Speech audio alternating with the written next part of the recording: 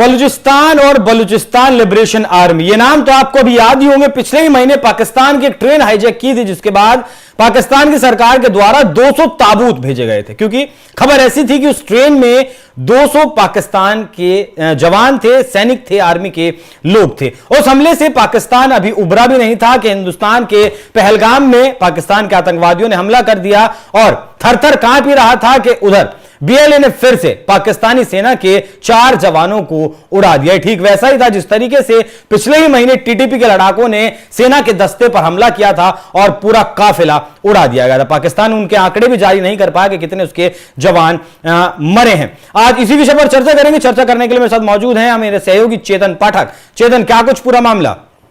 देखिए अभिषेक, एक बहुत बड़ी खबर जो है वो पाकिस्तान से आई है। पाकिस्तान के बलूचिस्तान प्रांत में, जो कि बेहद अशांत प्रांत है। बलूचिस्तान वो प्रांत जहां पर जो बलूच समुदाय के लोग हैं वो खासकर पाकिस्तानी आर्मी के सालों से हो रही प्रताड़ना के खिलाफ लड़ रहे हैं, न्याय के लिए लड़ रहे हैं, उन लोगों के लिए लड़ रहे हैं जिन्हें पाकिस्तानी सेना ने गायब कर दिया है, उनकी हत्याएं की हैं और तमाम जो ऐसी चीजें की हैं जो उस समुदाय के लिए बेहद ज्यादा खतरनाक है। और वो कहते हैं कि भैया ये जो पाकिस्तानी कह रहे हैं ना कि अत्याचार हो रहा है, बहुत फलाना ढिमकाना हो रहा है, आप हमें देखिए अत्याचार किसे कहते हैं। बेहद दर्दनाक वो कहानियां है अभिषेक, आप तो जानते हैं, आपने लगातार कवरेज की है। ठीक है, अभी जो खबर आई है, अभी ये खबर आई है कि बलूचिस्तान के ही प्रांत में बम निरोधक दस्ते को निशाना बनाया गया है और इसमें 4 सैनिकों को उड़ा दिया गया है। आईडी निष्क्रिय करने की बात यहां पर हो रही थी, लेकिन वो ब्लास्ट हो गया और 4 सैनिक इसमें उनकी मौत हुई है। पाकिस्तानी सैनिक हैं, 3 अन्य जो हैं वो घायल बताए जा रहे हैं। बताया जा रहा है कि ये जो पूरा हमला है ये बीएलए की तरफ से करवाया गया है। बीएलए पे ही नाम आ रहा है, लेकिन फिलहाल देखना होगा कि कौन इसके पीछे है। हालांकि कौन करवाएगा ये भी हम सब जानते, चलिए ठीक है। लेकिन फिलहाल एक तरफ वो पाकिस्तान जो भारत को धमकी दे रहा है, बॉर्डर पर अपने लाओ लश्कर जो है वो इकट्ठे कर रहा है, टैंक्स जो है वो ले जा रहा है अंतरराष्ट्रीय बॉर्डर पर। उधर एक एसी रूम में बैठकर भारत को परमाणु बम की धमकी भी दी जा रही है पाकिस्तान के रक्षा मंत्री की तरफ से। तमाम जो लोग हैं वो भारत को धमकी देते हुए नजर आ रहे हैं, लेकिन उनको धमकी देते हुए याद रखना चाहिए कि वो धमकी किसे दे रहे हैं। कि उसके पानी रोके जाने से तो आपकी इतनी हालत खराब है, अगर भारत ने हमला बोल दिया तो ये कहां भागते हुए फिरेंगे इनको पता भी नहीं है।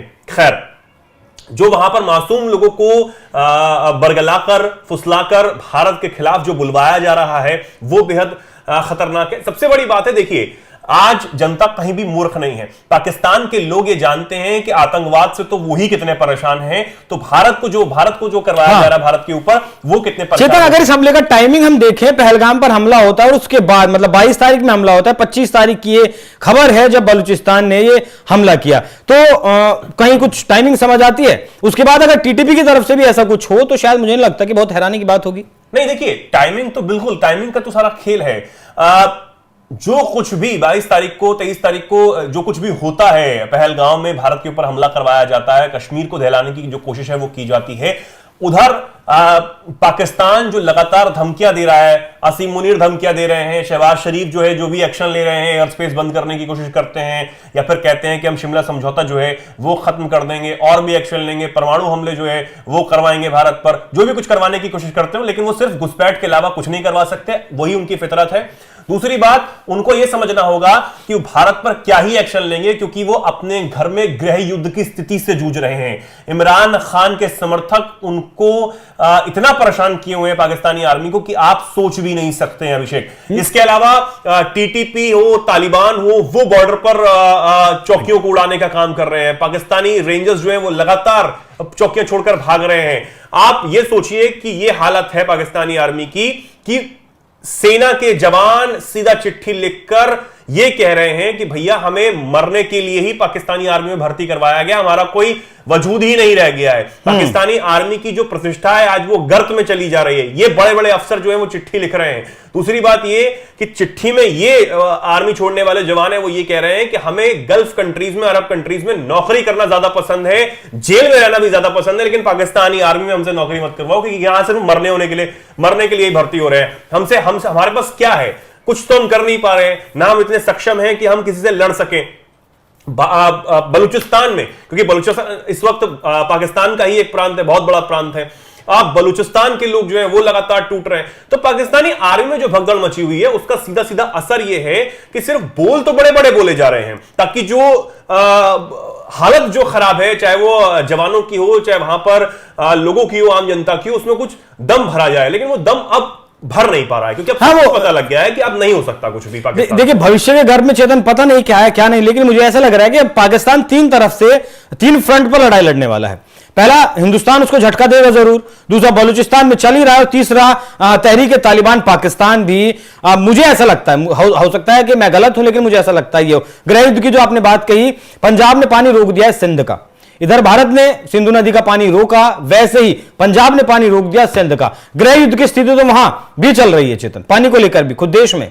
नहीं, बिल्कुल चल रही है। और आप सोचिए ना अभिषेक, कुछ चीजें अगर हैं तो ये सबके सामने है, आंकड़े हम थोड़ी बना रहे हैं, ये सबके सामने है, दुनिया आज देख रही है कि मैं तो ये कहूंगा कि पाकिस्तान में जो परमाणु बम है उनके लिए जो मेंटेनेंस का खर्चा जो है वो बाहर से जो आता है ना, वो सिर्फ इसलिए दिया जाता है कि भैया ये परमाणु हम वहां पर बैठे आतंकियों के सीधे सीधे हाथ में ना लग जाए, वरना तो पता नहीं क्या हो जाएगा। तो फिर तो वो सिर्फ पाकिस्तान के लिए नहीं, सीधे सीधे बड़े बड़े देशों के लिए खतरा हो जाएगा, क्योंकि उन्होंने बना तो लिए हैं, अब जो औकात से बाहर जाके चीज कर तो लिए, लेकिन अब वो चलाएं कहां से, उसका मेंटेनेंस कहां से करें, वो खर्चा उनके पास है नहीं। बाहर से इसलिए दिया जाता है कि गलत हाथों में पड़ गए तो भैया सत्यानाश हो जाएगा, इसलिए ये संभालने के तो दिया जा रहा है। लेकिन अगर ये गलत तरीके से चीजों का इस्तेमाल करते हैं तो ये सिर्फ पाकिस्तान को ही भुगतना होगा।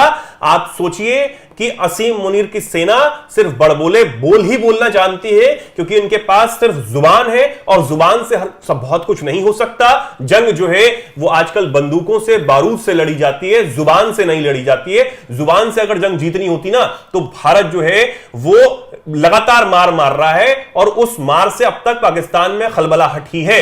वही जो बोल यहां से हमारे मंचों से हमारे जो राष्ट्रीय अध्यक्ष, हमारे जो राजनेता बोलते हैं ना, उसकी गूंज पाकिस्तान तक जाती है। इसलिए पाकिस्तान के टीवी चैनलों में लगातार वो उसकी चर्चाएं होती हैं। जो वहां पर मंत्री हैं, संसद में भी, विधानसभा में, वो भी इस बात की चर्चा करते हैं कि भैया पाकिस्तान, भारत जो है वो ऐसी ऐसी बातें कर रहा है। इसलिए बोलते हैं, वो बोल तो आप संभाल नहीं पाते हैं, उसमें तो आप खलबला जाते हैं।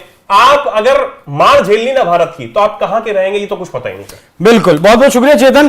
तो एक बार फिर से बलूचिस्तान की बीएलए एक्टिव हो चुकी है, और इसका टाइमिंग बहुत इंपॉर्टेंट है, क्योंकि पाकिस्तान अक्सर ऐसे आरोप लगाता है कि बीएलए को हिंदुस्तान ही फंड करता है। हालांकि ऐसा नहीं है, लेकिन अगर ऐसा हुआ तो फिर पाकिस्तान का क्या कुछ होगा, पाकिस्तान इस बात का अंदाजा नहीं लगा सकता। असीम मुनीर चाहते हैं भारत से एक छोटा सा युद्ध हो जाए, जिससे कि उसकी सेना जो लगातार मर रही है, टीटीपी मार रही है, फिर बलूचिस्तान मार रही है, उनके अंदर थोड़ा सा जोश भरा जा सके, और जो देश लगातार टूटने के कगार पर है, वो बलूचिस्तान या फिर खैबर पख्तूनख्वा का इलाका हो, उन्हें देशभक्ति के नाम पर एक किया जा सके। लेकिन असीम मुनीर की जो चाल थी वो उनके ऊपर उल्टी पड़ गई। यही कारण रहा कि कल जो एनएससी की मीटिंग पाकिस्तान में हुई, वहां असीम मुनीर को तीसरे नंबर पर बैठा दिया गया और हड़काया भी गया, ऐसा भी सुनने में आ रहा है। और फिलहाल पाकिस्तान छोड़कर भी भागने की फिराक में असीम मुनीर हैं। बाकी जो भी कुछ अपडेट इस खबर पर, पहलगाम पर या फिर पाकिस्तान पर होगा, एनएमएफ न्यूज आप तक सबसे पहले पहुंचाता रहेगा। इस खबर पर, इस विषय पर आपकी क्या राय है, कमेंट कर जरूर बताइएगा। नमस्कार।